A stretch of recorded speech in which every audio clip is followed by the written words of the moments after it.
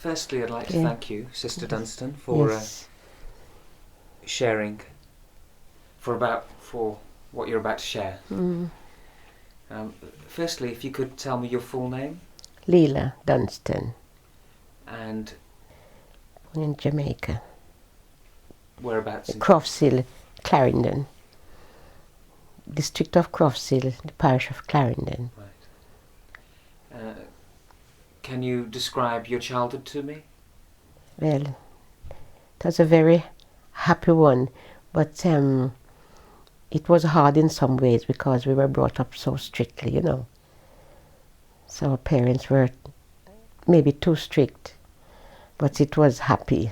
After they scolded us, we were given love. Can you give me an example of the strictness? Well, so many. We weren't allowed to go out at nights. If we should go, we've got to go with an elderly person. We're not allowed on our own. We were not allowed to keep company with other children if they are rude, you know. We weren't allowed to eat on the street, and we were allowed to say good morning to everybody. We couldn't pass anybody on the street and don't say how they do. We had to show respect to our elderly people. And in the home, even in the home, we were children. It was a lot of us. My father had 13 of us, and if we fight, he would give us a good hiding, the wrong one, the person who's wrong. So he was very, very strict. We had to get up in the mornings and do our daily work before we go to school at 9 o'clock. We had to go to the farm for milk. We had to look wood for the fire, because in those days it was wood fire, you know, and coal. We had to sweep the yard and make it very clean. Everywhere's got to be clean before we go to school. And when we come back in the evenings, we've got to make everything clean just the same way. Then we have worship. We have family worship in the mornings.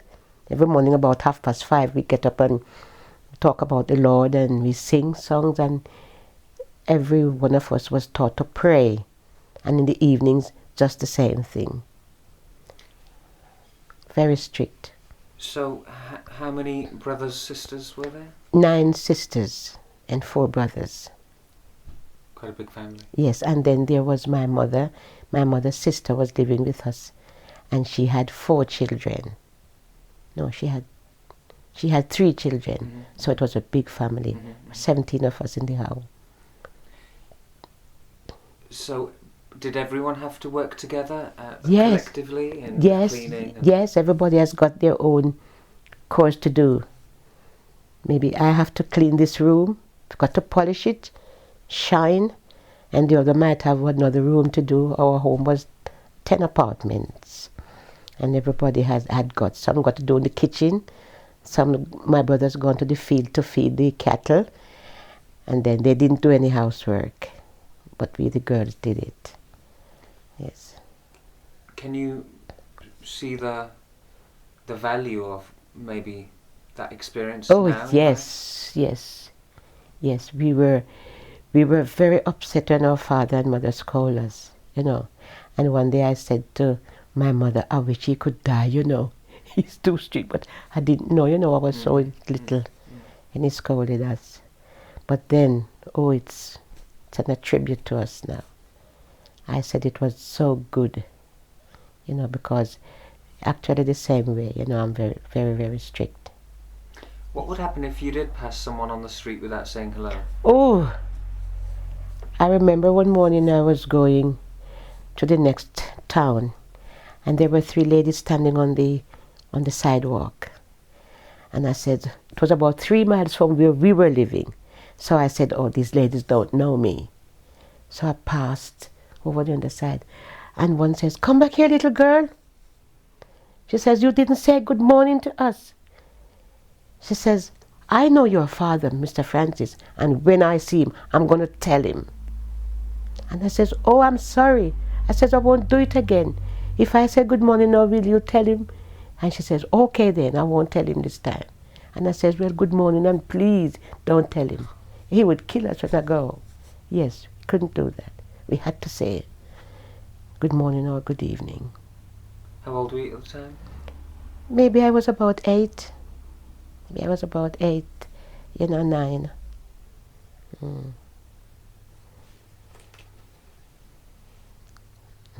Can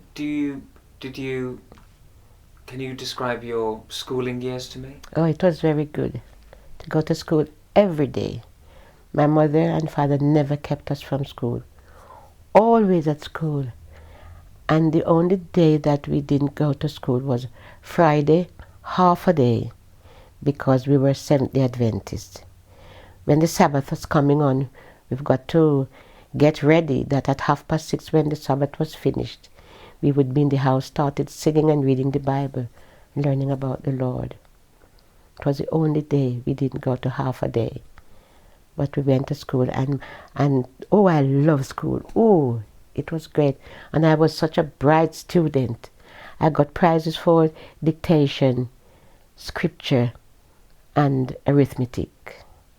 I was on top of my class for those things. And mental arithmetic, the teacher would say, work this out, and I could give it in a moment to him. And I remember one day he when I gave him the answer, he said, stand up. And he says, your elder sister was just the same. You were just the same like your sister. She could give me the answer in a moment. So you used to work that out in your head? Yes. Okay. Yes, I was very, very bright. The dictation, spelling, I didn't get, the teacher didn't whip me in school for anything but talking. We used to talk with my mate beside me, but it wouldn't strap me for my lessons. I was so bright. So, because I suppose you had such a rewarding time at school. Yeah. Because you enjoyed and yes. you were good at many things. Yes. Why? Are there any other reasons why you enjoyed school? Because initially you said you loved it. Yes. Well. I met all my friends and so on, But I love school for that reason, because I could do those things, And my teacher loved me so much. He would always praise me for what I do, And I was never late for school, always on time, and I got recognition for that. We got recognition for that. When other children were late, he would say, stand up, Francis. She used to call me Francis by my surname. Stand up. He says, you see her, she's always on time. And one morning, it was like holiday. We get holiday now, just like here, and we go back to school September.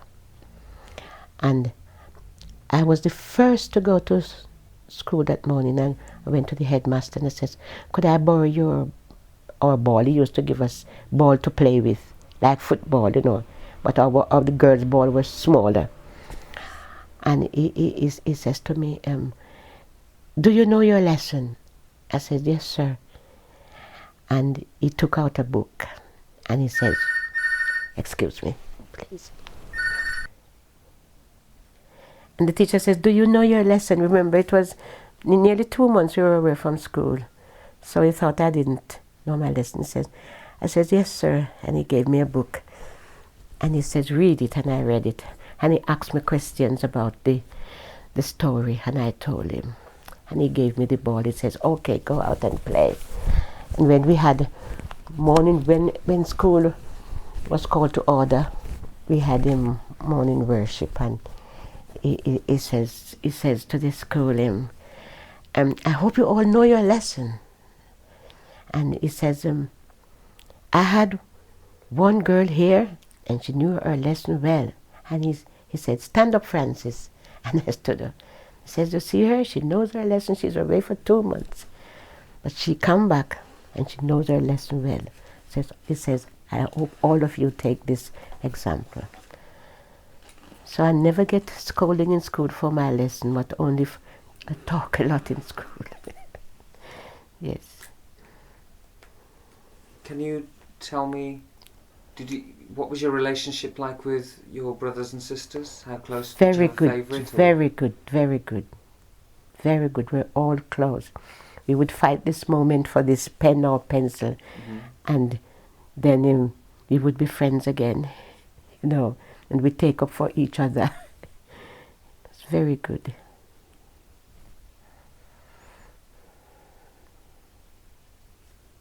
Okay. Apart from religion, Yes. what other social activities? I mean, I don't know if you consider religion to be social. I mean, outside school, I suppose. Yes. What other activities were you involved in? Not much.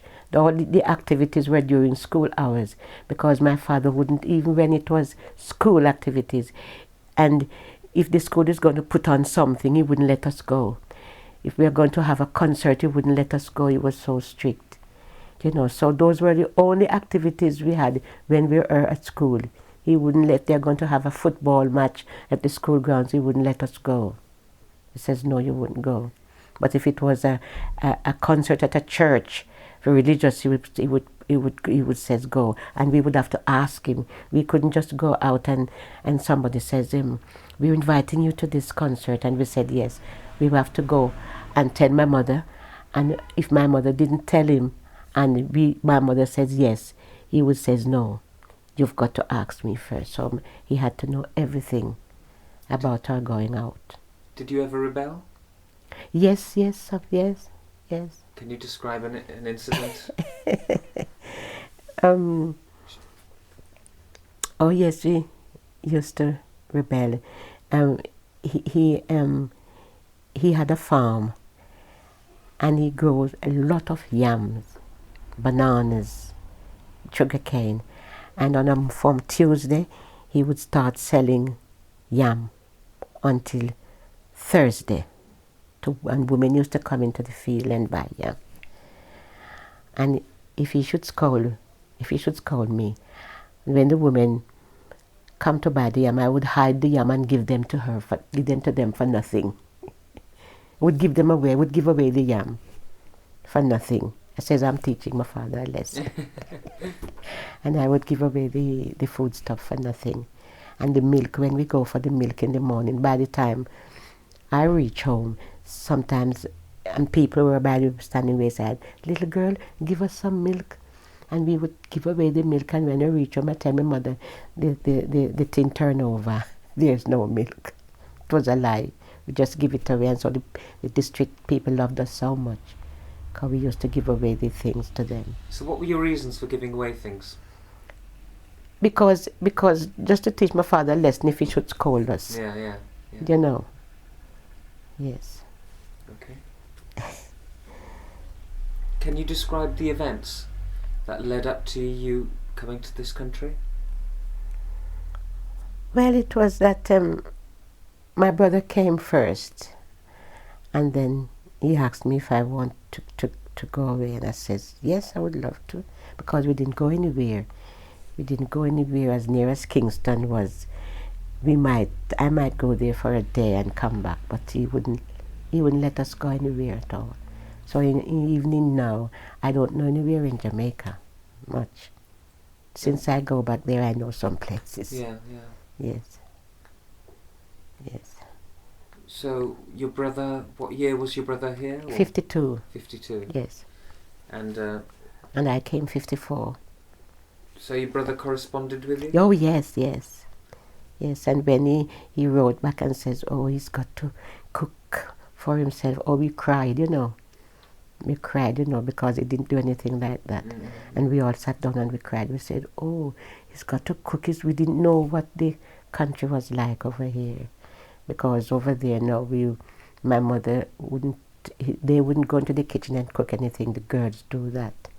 Provide for them. So tell me, before your brother come into this country in 52, what was your personal knowledge of this country, of Britain? From school, from the world? Yes, what was your knowledge? Our knowledge was it was the mother country. And we were ruled by this country. And it was good. But it was very cold. Did you feel like you were a British citizen? Did you feel like you belonged to this mother country? Yeah. Because when we go to school, we always sing the songs, Rule Britannia. And when the Queen was, what was it? When King George died, I remember. And it was the Queen. When she was coronated? Was coronated, yes. Every child got a tin of sweets, the gold flake tin with sweets. And we kept that for our pencils and our pen. So we knew this was our country. And so your brother came in 52? Yeah. And then you were writing to each other? Yes, oh yes. And he used to send money for us all, yes. So he came here to work as? Yes, he came to work for anything. And send money home? Yeah. So when he wrote back, was he just asking you if you'd like to come over, or did he ask everyone? No, he didn't ask everyone. Okay. My father asked me if I want to come. Right. My father asked me. And then my father sent and told him, and when I said yes, Leela would like to come. And he said yes. What were you thinking when you said yes? I was feeling a bit... When who said yes? When you said yes to your father that you wanted to come to Britain, yeah. What were you thinking? What made you say yes? Well, I said maybe it's a better place than Jamaica. That's what I thought. And as my brother was here again, Yes. Was it at all daunting that you would be leaving, or that you were leaving a very big family, and Oh, it was a very strict family as well? Yes. To a new foreign land, yes, where you have no supervision as such. Yes, it was. I was feeling a bit sad to leave all my family behind. Oh, I was sad. I cried so much. The morning the bus nearly left me. Yes, it was very, very sad. But then I said I had to take a chance, because I said I was only coming for 5 years. You were 25 at the time? Yes, about 25, yeah. And how did you travel here? We came by plane and boat. Plane. We took plane to Nassau, and from there to America. And we take boat from America to here.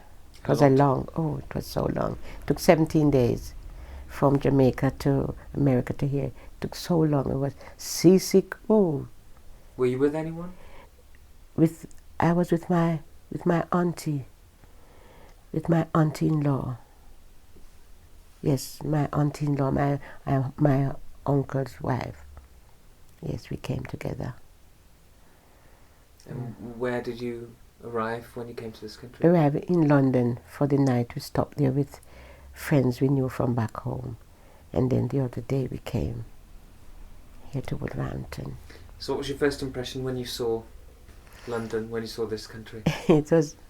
Says, look at the houses. Oh, they are all houses, It was terrible. Says we can't live in those houses, because we didn't know what was inside, And it was snowy, bit of snow. It was so cold. We were shivering. Ooh. Do you remember the date when you arrived? The 27th of March. 27th of March, 1954. And it was snowing. Okay. Yes, it had a bit of snow. Not much. And we saw the sun shining, but it says, oh, it's warm. And we came out, oh, we nearly freeze. So, from London, you went to Wolverhampton the following day? Yes. And your brother was in Wolverhampton? Mm. Were you still travelling with your aunt? Yes. And can you describe the journey to Wolverhampton? But it was it on a train? Yes, it was on a train. It was all right. It's all right, yes. What did you see out the windows? Just the houses along there. Just the houses. And whereabouts in Wolverhampton was your brother? Hampton Road. Hampton Road. Yes. There were lots of people living in that house. Oh. How many? Oh dear, such a lot. Over 17 of us. 18.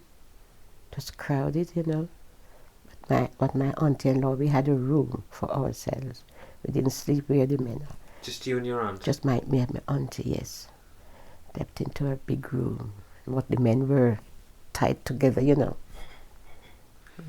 How many rooms were in the house? There was about 5 rooms. About 5. It was an attic. It's about 5 rooms. About 5.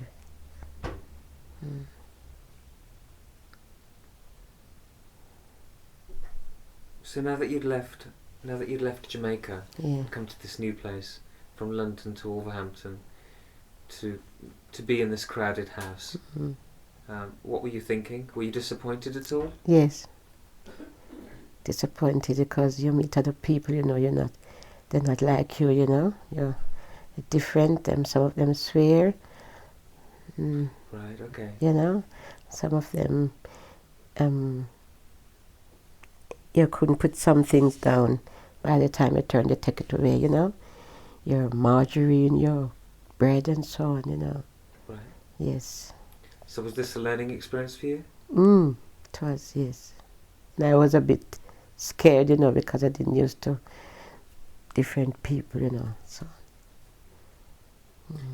So what was your auntie's role, your auntie-in-law? What was her role to be here with you? Was Yeah, she a chaperone or? Yes, just we do the same things, like, But she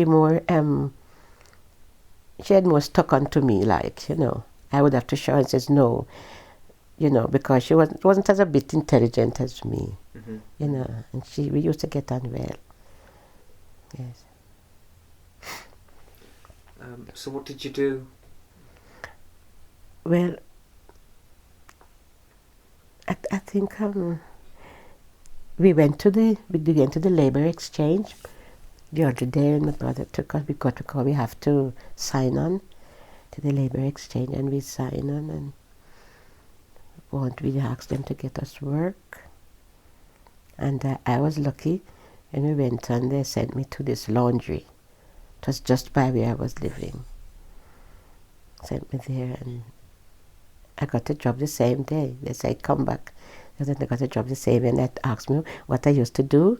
I told them a bit of lies. I was just to get a job, because in those days you couldn't get a job so easily, a black person. Yeah. They looked on you different. So the woman asked me, where I'm from. I told her. I says, what work you used to do? Says, do you know anything about laundry? I says, I used to work at a Chinese laundry in Jamaica. But I never know anything about that. I says, oh, they call me little girl. I was so little. And I says, okay, you come and we'll employ you. And I went the Monday. And I started working there. And they treated me really nice, They looked upon me as somebody who, she's special. Why do you think that was? I don't know why, because I was there. There was another elderly woman there. I went and saw her. But I was so tiny. I wasn't as fat as this. And they called me the little girl. And that was special. In the mornings, the older women, they would come. They says, you're cold. And they would warm their scarves on the press and put it around me, I was special. And I was a good worker. Yes. And they loved me so much. Earlier on you said in those days it was difficult for black people to find work. Mm-hmm. Can you expand on that? I mean, what has been your experience as a black person in trying to find work? I mean, you said you were quite fortunate, you found work quite quickly. Yes. But what informs you to say that? I mean, from other people's experiences? Or? Well, there were people hanging on and couldn't get a job. There were many people and they couldn't get a job for weeks, for months. They had to go out days upon days. I didn't have that privilege to do that. I was lucky. The first place I went, I got it. So I didn't know about any other experience, but I hear people say, oh, they can't get jobs. Sometimes they go out from morning until evening. When they come back, they were tired. They went all about the place and they couldn't get a job. Mm-hmm. So I was lucky. So, because you were so fortunate in finding work, and the people that you worked with were very warm to you. Yes. Did you doubt other black people's experiences? Yes, I doubt that they could employ them, but they wouldn't take them because they were black. Because they would come in with different experiences. Oh, this white man and I went and they called us in. And after they went in, they said, wait, when the white man came out, he got the job, they didn't. So that was it.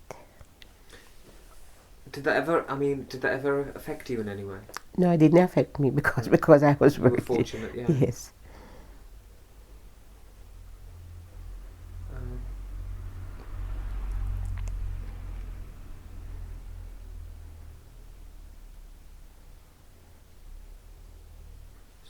How long did you work at the laundrette?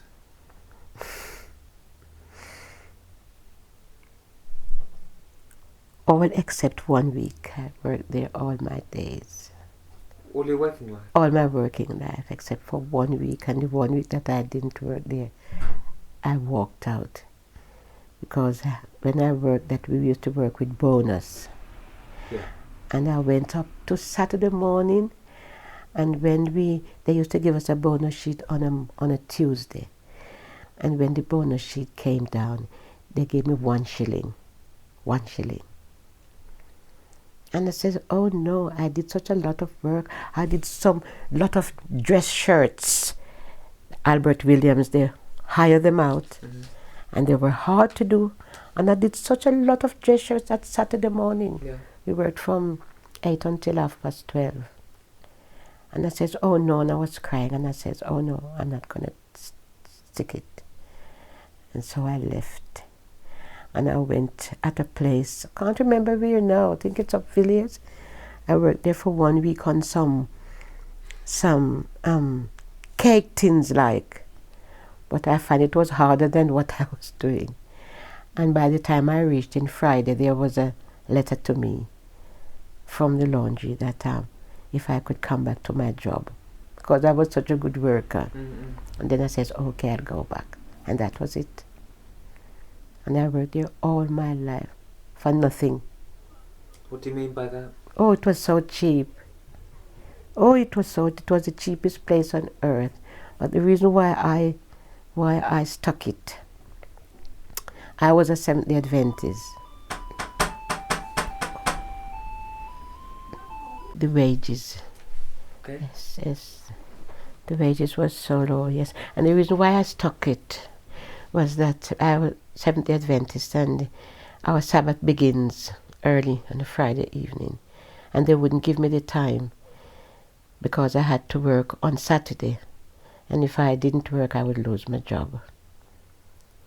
So that's why I stuck it. And then afterwards, now they say I could do without coming in on Saturday. And that's why I'm there. I was there. Because other places wouldn't give me the time on a Saturday. Mm-hmm. So, did you enjoy your working life? Yes, I did. Yes, my job wasn't hard. It was clean and not so easy, but when you get into it, you can do it. And I was such a good worker, yes. They always send the other girls to me to teach them, Yes, I enjoyed it. And I didn't have to drive to work. I just walk it across. Right. Yes. Can you maybe talk about other aspects of your life, like how you met your husband, or if you have any children, that sort of thing?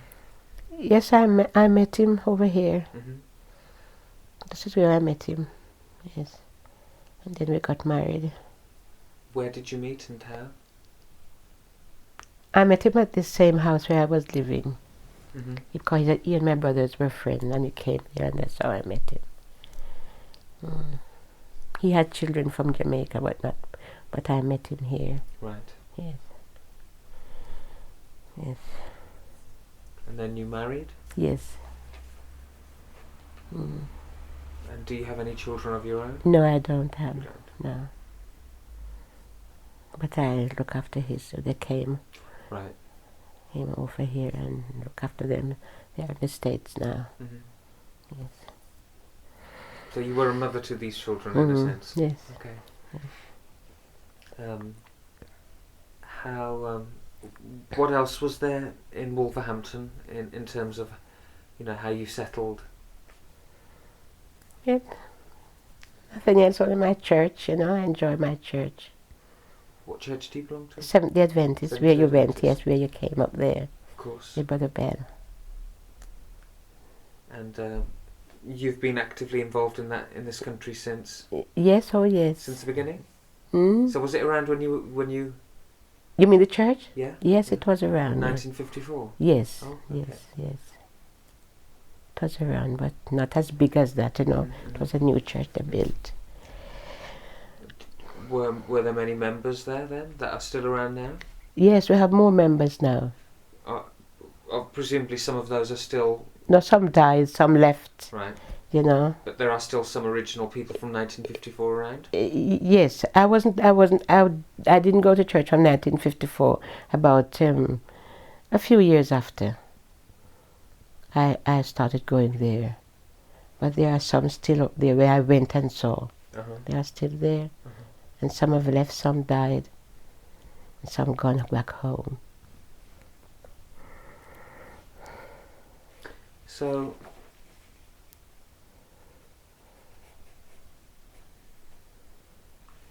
in relation to, have you ever experienced any discrimination or any negative prejudice? Yes, I didn't take any notice sometimes. There was not... My first boss, she was very kind, and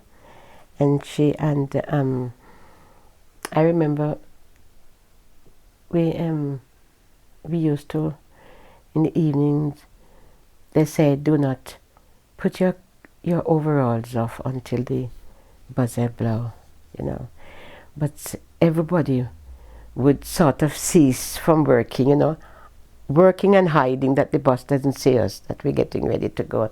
We're watching the clock. And we had where we clock our cards to go out. We had to come in, we had to go back there and clock it in the evenings to go out. And we always raced to go to there to get to go out and to catch our buses, because our buses used to come sometime the same time.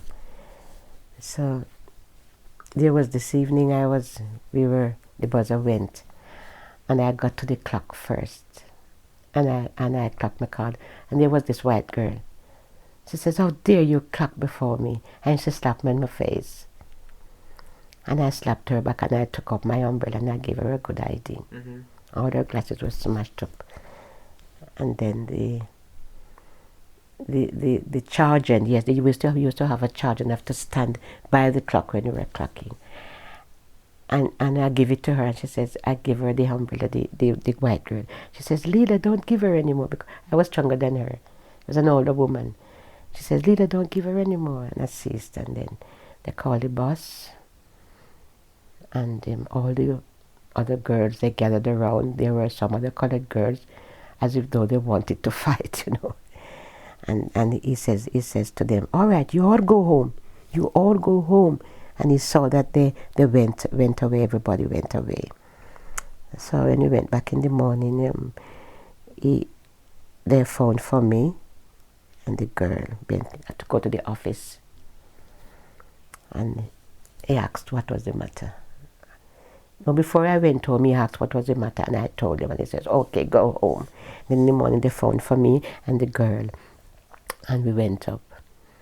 And I told my story, and she told her story. And in those days, if it was a black girl who hit her first, they would let me go. They would sack me. Mm-hmm.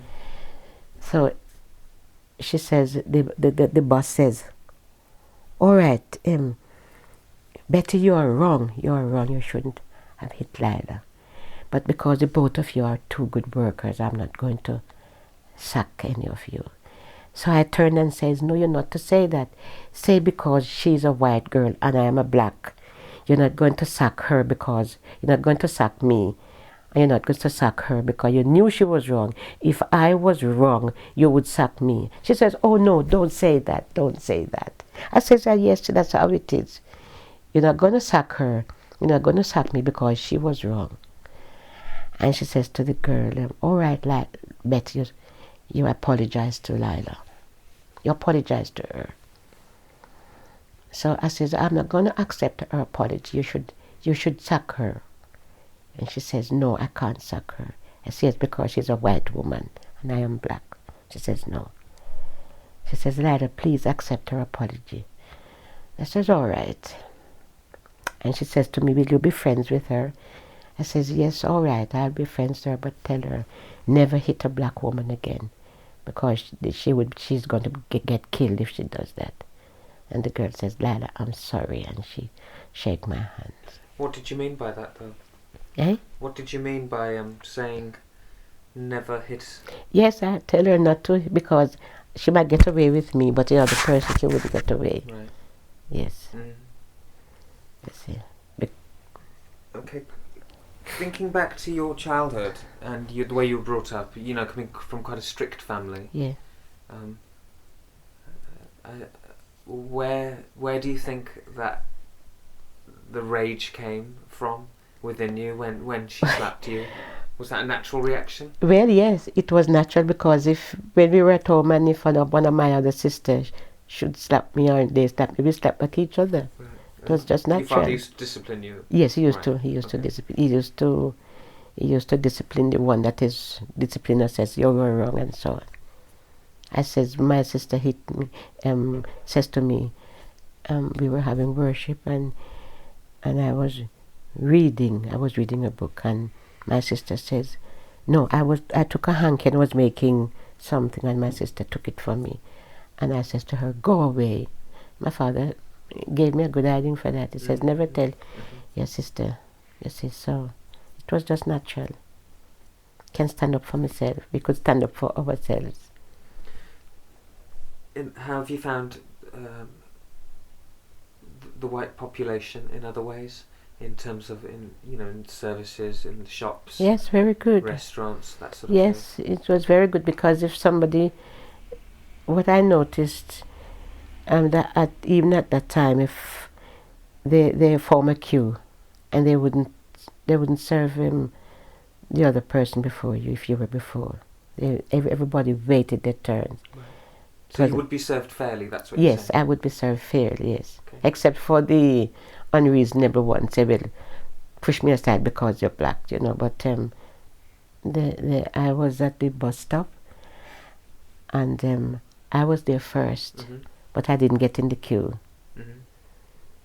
I didn't go into the queue. A white man came after me, but I still didn't go into the queue. And when the bus came, I went before him. And he says, don't you go before me again, don't you do that, So I said to him, I was before you, I was turning up here ages before you, But I said to myself, if I had got into the queue, then he wouldn't have said that to me. And I calmed down, didn't say anything. I just went in. Where would someone push you? Can you think of an example where someone's pushed you? No. Earlier on you said sometimes the odd one person maybe pushes you out the way. Well, if I go to the market, if I go to the market, somebody would Elbow. Yes, and I would help her back. I says, no, I'm here before you. Yeah.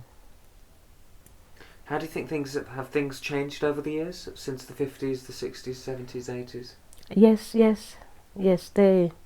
Yes, things have changed. I think they've looked upon black people differently, Yes.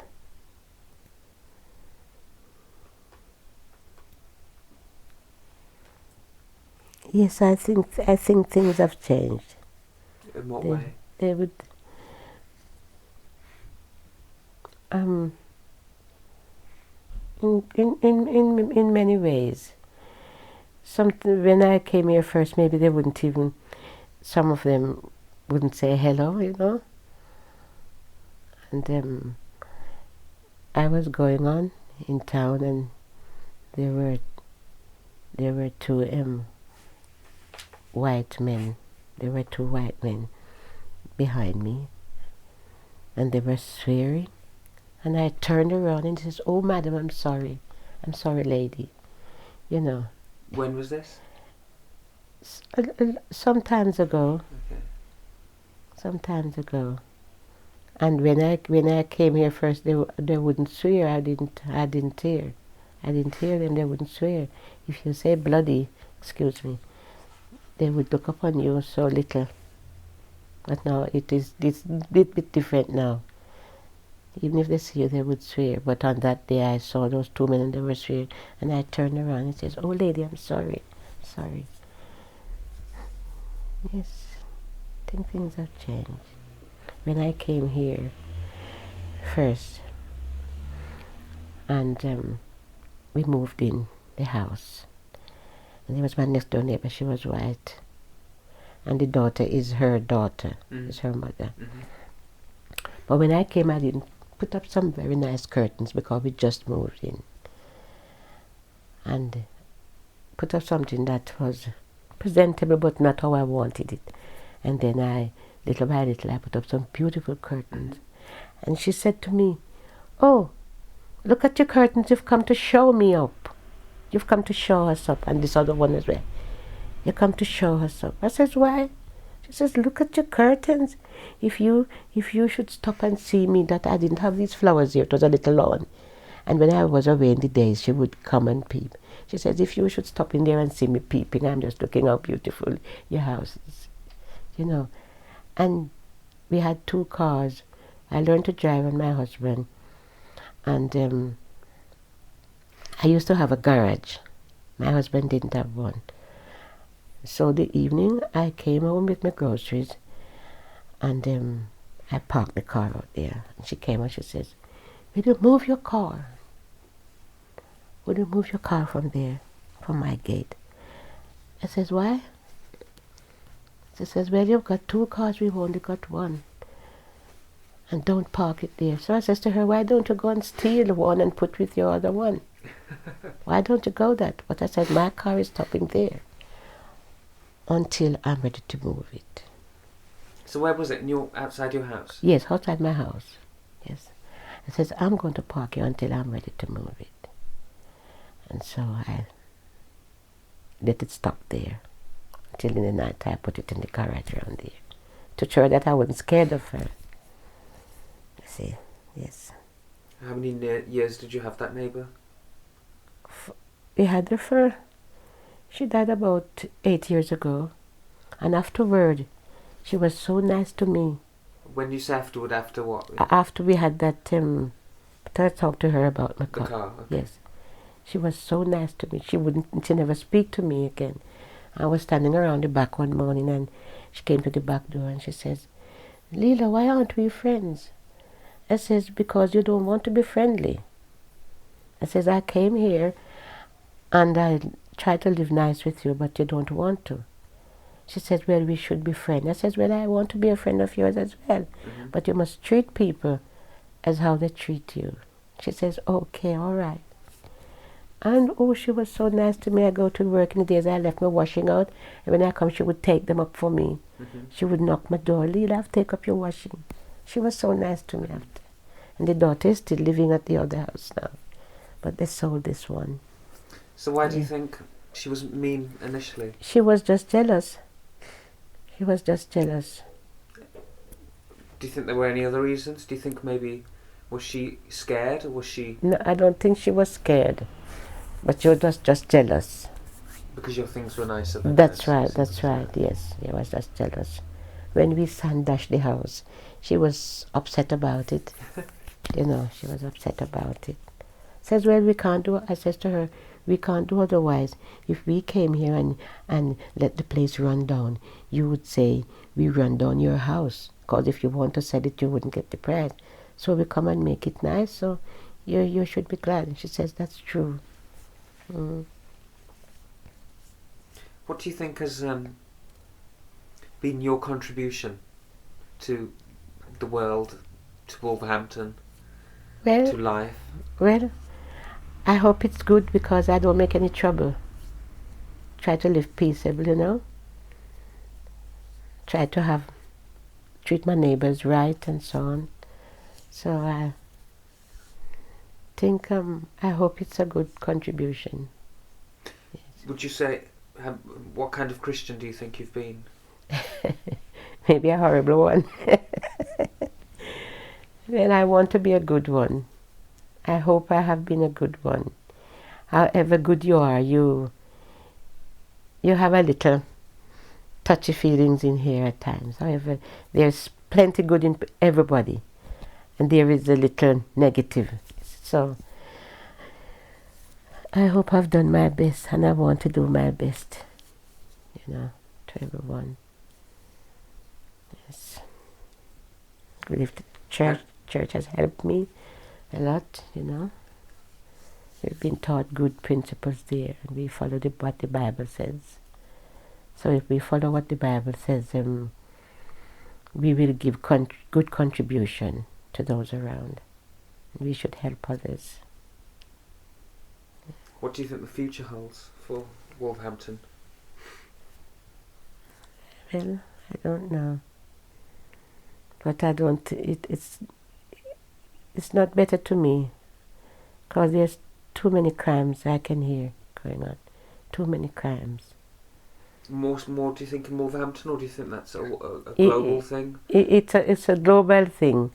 It's a global thing, but it's nearer here, because we never hear of so many crimes, all in Birmingham, you know, shootings and so on. So I hope it will be better, but according to the Bible it won't be any better. Things are getting worse and worse, because people don't want to hear about God. They don't want to know Him. So why do you think that is? Yeah. And because of sin, people more intend to go the negative way more than the good ways. And when things are negative, it's not right. It can't be right.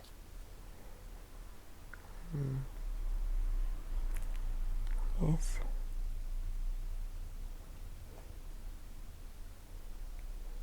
Is there anything else you'd like to finally add? If I could go away every year for a holiday. Sorry? If I could go away every year for a holiday, I would love that. Yes, to see my families, the rest of families in Jamaica and America and Canada. Would love to. Yes. So you still have quite a few relatives in Jamaica as well? Oh yes, oh yes, such a lot. Talked to some of them yesterday. Yes. Have you been there many times since? Yeah. The last time it was 98. 98. Might go next year, all being well. How does it feel when you go back to play? Oh, it's great. It's great. It's great. There's so much love, you know, to those you left behind. Do you feel like you're going home when you go? Yes. You do? Yes, it's home. Yes. And I'm not scared. yeah. And what about when you board the plane back to come this way? How do you cried. Cry, you know, to leave them behind again. But are you looking forward to anything here when you're coming back this way? Yes, well, it's home again. Yeah. To meet the other rest, because we've got a big family here. Plenty of us are here. Yes. And I miss them too, you know, because we are so close to one another. My sister rang me there and wanted to talk to me. Yes. Okay. I'd like to thank you. Yes. Thank you for sharing your life experiences with me. Okay. Okay.